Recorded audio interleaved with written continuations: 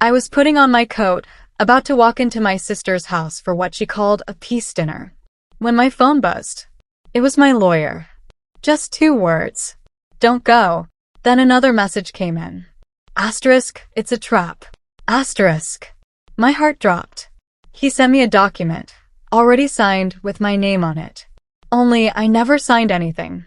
And according to that paper, by the end of that dinner, my sister would own everything I have. My house. My savings. All of it. That's when I realized. This wasn't a family dinner. It was an ambush. And she thought I was walking in blind. She had no idea I was about to walk in ready. My name is Miriam. Thank you for listening to my story. I'd love to know where you're watching from. Drop a comment below. If this story resonated with you, please subscribe, like, and hit the bell so you never miss the next one. Every share helps these stories reach someone who needs to hear them. Let's keep the conversation going. I was putting on my coat when my phone buzzed. It was a Tuesday evening in late October, and the air outside had already turned cold. I had spent the whole day cleaning my house, picking out a decent blouse, and trying to feel good about going to my sister Renee's place for dinner. She had called it a peace dinner. Her exact words were, "Let's just start over, Miriam. Life is too short." I had believed her. After 8 months of barely speaking, I thought maybe she was finally ready to let things go. I grabbed my keys off the hook by the door. I checked my reflection quickly in the hallway mirror. Then my phone buzzed again. I glanced at the screen, expecting a message from my neighbor asking if I needed a ride. It was my lawyer, Warren Cole. 2 words. Don't go. I stood completely still. My first thought was that Warren had the wrong number. He was a careful, quiet man who never panicked. In 4 years of working together, he had never once sent me an all-caps message. I typed back, asterisk, Warren? What's going on? Asterisk. 3 dots appeared immediately. He was already typing. His next message came fast. Asterisk, it's a trap, Miriam. Do not walk into that house tonight. Asterisk. My hand tightened around the phone. A cold feeling started spreading from my stomach up into my chest.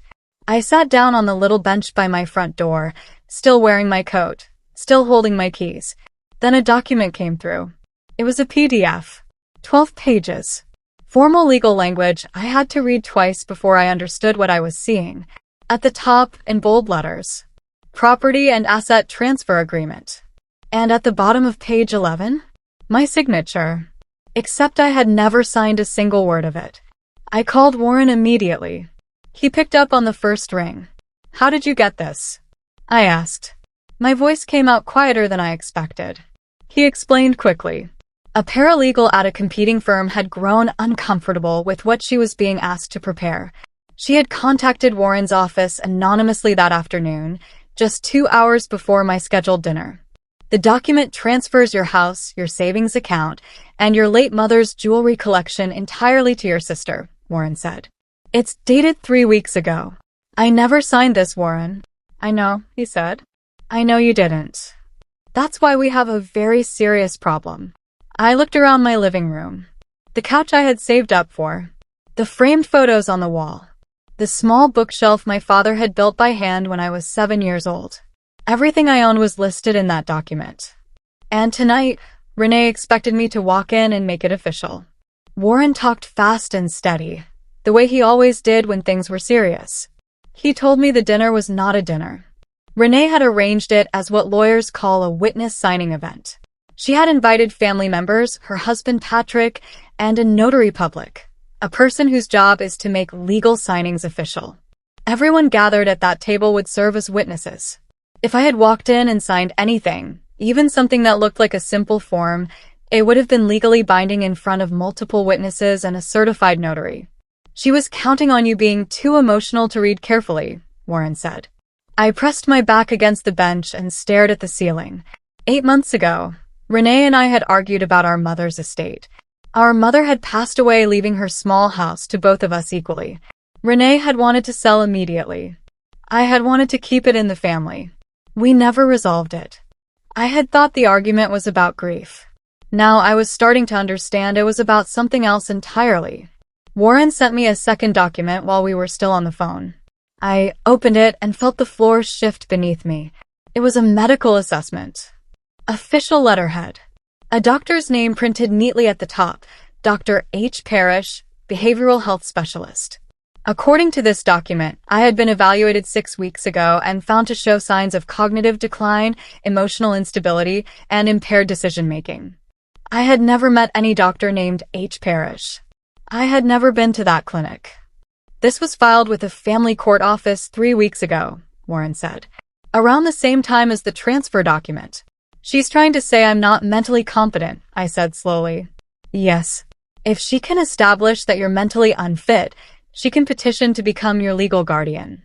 As your guardian, she would have full control over your finances and your property. I thought about our mother lying in her hospital bed, confused and frightened in her final weeks. Renee had watched that happen up close, and then she had used it as a blueprint. I sat in my coat for a long time after Warren and I hung up. The clock on the wall said 6:14 p.m. Renee's dinner was at 7 o'clock. I had 46 minutes. My mind went back over the past several months like I was rewinding a recording, watching for things I had missed. The phone calls where Renee asked carefully how I was sleeping, how my memory was, whether I had been keeping up with things. The afternoon she showed up unannounced and spent an hour walking through my house, looking at everything. The appointment she had booked for me at a wellness clinic last spring, saying it was just a routine checkup. I had canceled it because of a work conflict. At the time, Renee had been strangely upset about the cancellation. Now I understood why. She had needed me to walk into that clinic. She had needed a doctor to write something down. When I canceled, she had found another way. Every small, confusing moment from the past year suddenly had a shape, and the shape was deliberate. Warren called back at 6:28 p.m. Miriam, I strongly advise you to stay home tonight, he said. We have enough to begin a legal challenge without you being present. I want to go, I told him. Silence on his end. If she set up this whole thing, I said, I want to see it. I want to look at the room she built. Warren was quiet for another moment. Then he said, all right. But you follow my rules exactly. His first rule, say as little as possible. His second rule, sign absolutely nothing. His third rule, and the most important one, record everything from the moment I walked in. He walked me through how to set my phone to record audio without the screen staying lit. I practiced it twice while he waited on the line. You play confused, he said. Let her believe she's in control. I slipped my phone into my coat pocket. She already believes that, I said. I pulled up to Renee's house at 7:03. Her front windows were bright with warm light, and through the glass I could see movement, silhouettes, people already seated. She met me at the door before I even knocked. Her hug was wide and immediate, both arms pulling me in. It lasted exactly the right number of seconds. Her perfume was the expensive kind she only wore for important occasions. I'm so glad you came, she said, and her voice was smooth and practiced. I smiled and said, of course. Inside, the table was set beautifully. Good dishes. Candles. A flower arrangement in the center that looked like it had been ordered from a florist. I counted the people in the room. Renee's husband Patrick. Our Aunt Cecile. 2 cousins I barely knew. A woman I didn't recognize sitting near the far wall with a briefcase on the floor beside her chair. The briefcase told me everything. That was the notary. This was exactly what Warren said it would be. Renee guided me to my seat at the table with one hand lightly on my back, like she was steering me. Patrick poured wine. Aunt Cecile smiled warmly at me across the table and said it was so good to see the two of us together again. No one mentioned paperwork. Not yet. We ate the first course and talked about ordinary things. The weather. A cousin's new baby.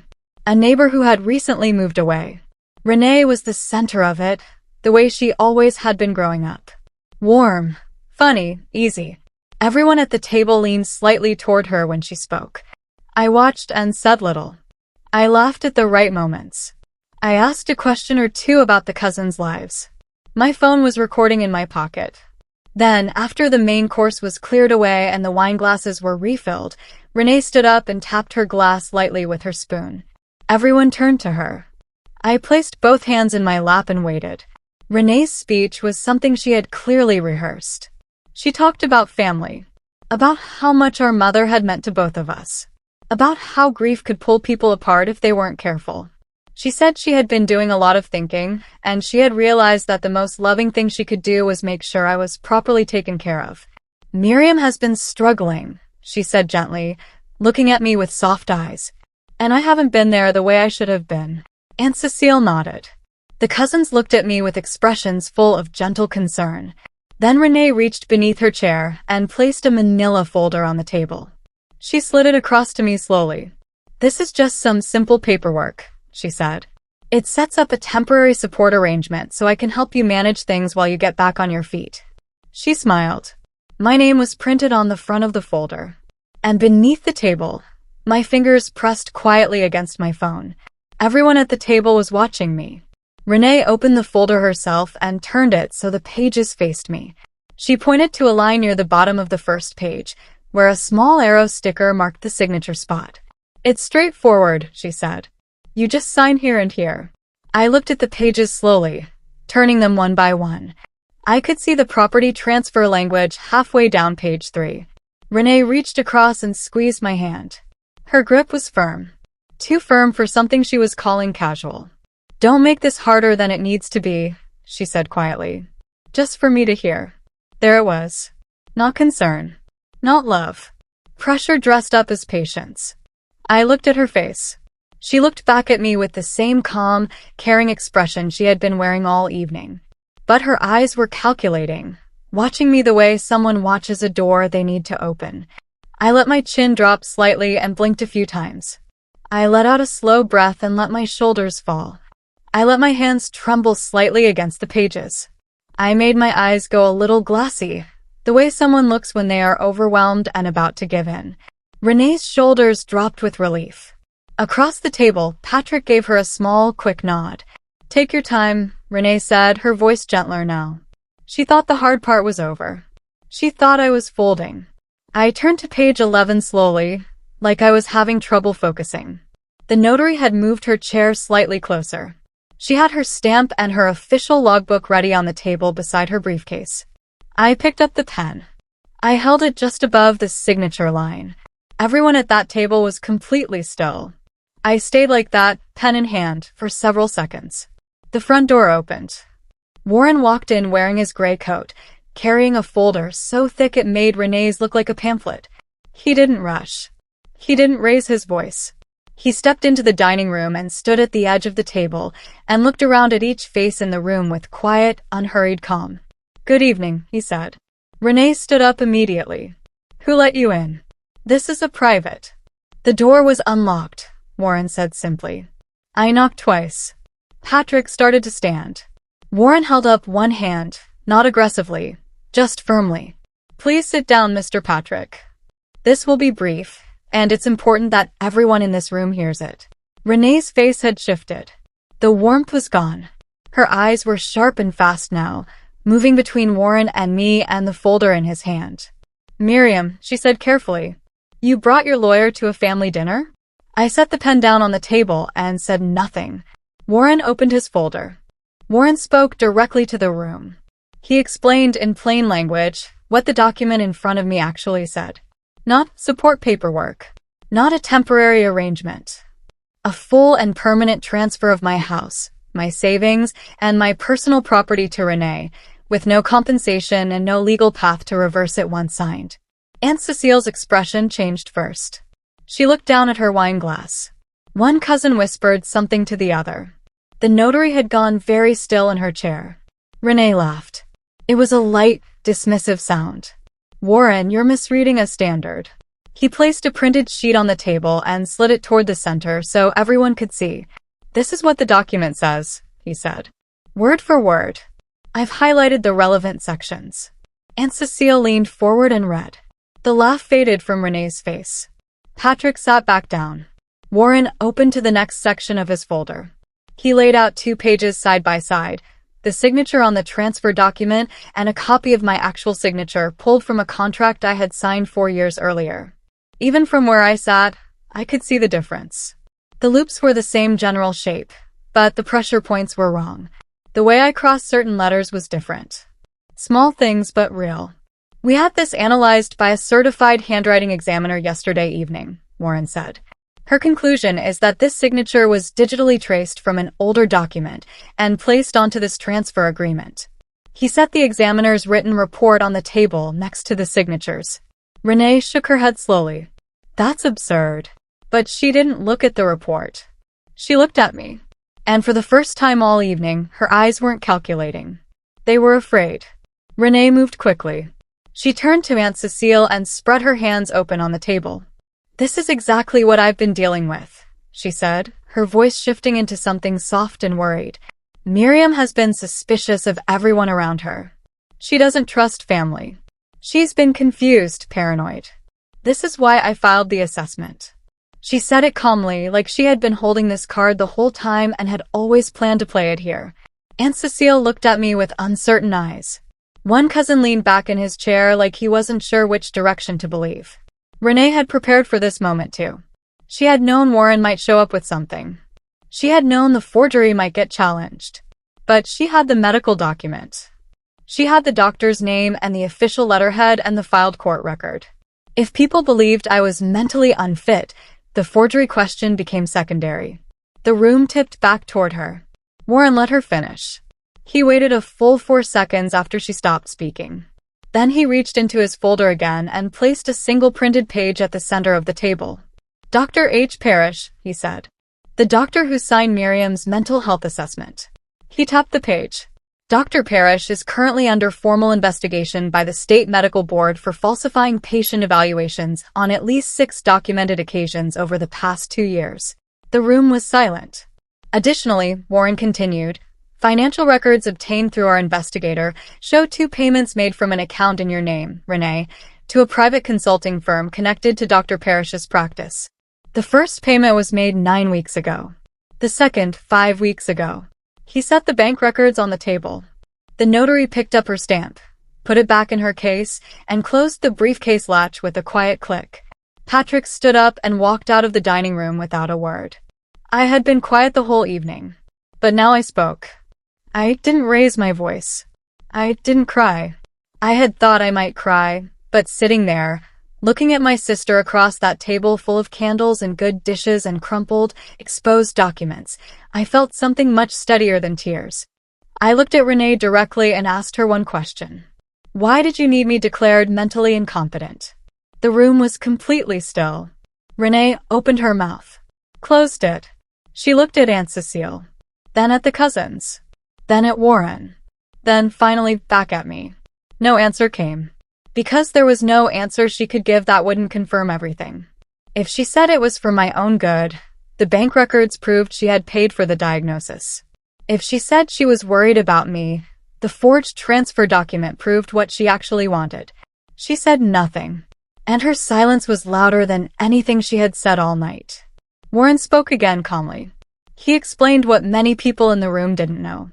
Our mother's old house, the one that had started the argument between Renee and me 8 months ago, was not simply a small family home anymore. 6 months ago, a development company had submitted planning applications for a large commercial project in our mother's neighborhood. 3 weeks ago, those applications were approved by the city.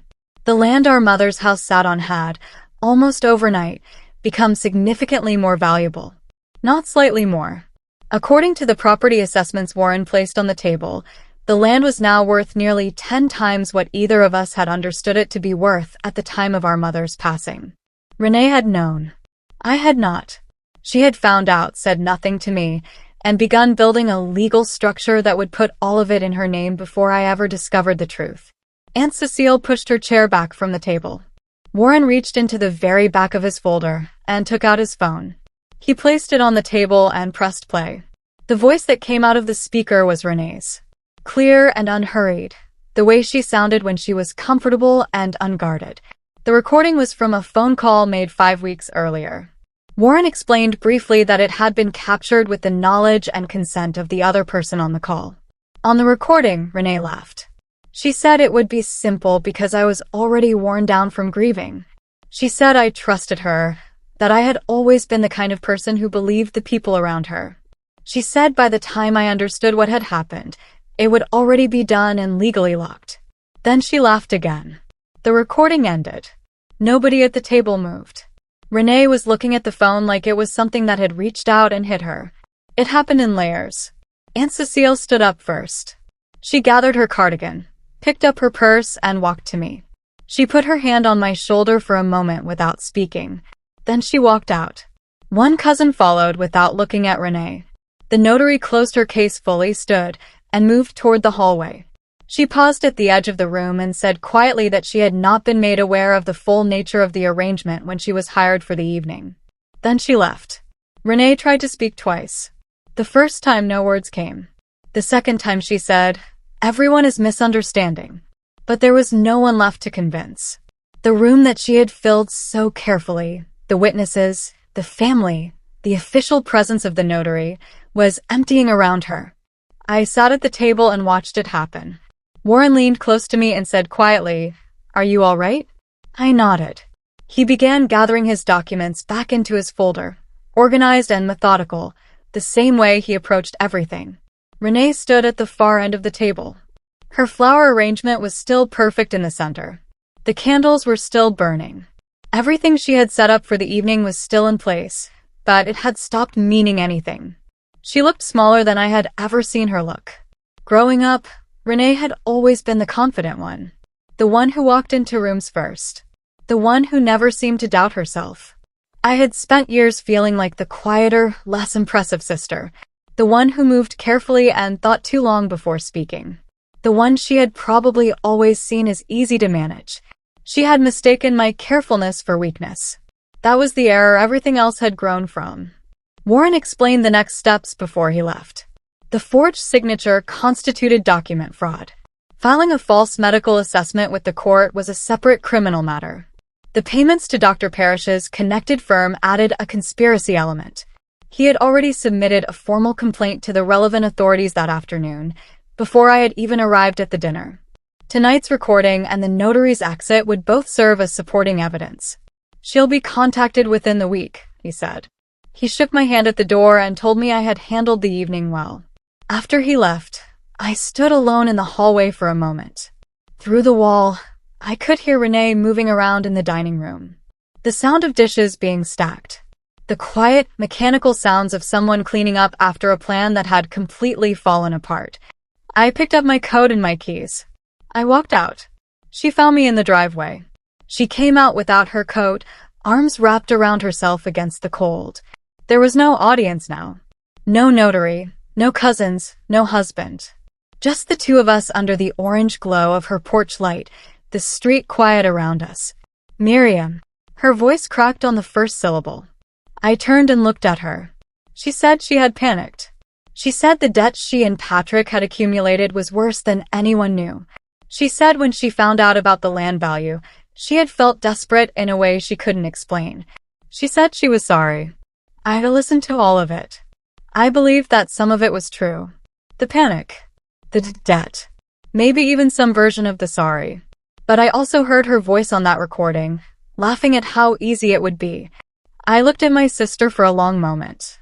Then I said, "I hope the lawyers treat you fairly." I got in my car and drove home. 3 months passed. Renee's charges moved forward through the legal process. Dr. Parrish surrendered his medical license in the middle of the investigation. Patrick filed for separation in November. The family didn't call me difficult anymore. Aunt Cecile called every few weeks just to check in. She never brought up that night directly. She didn't need to. I kept my house. I kept my savings. My mother's jewelry collection sat in the wooden box on my bedroom dresser where it had always been.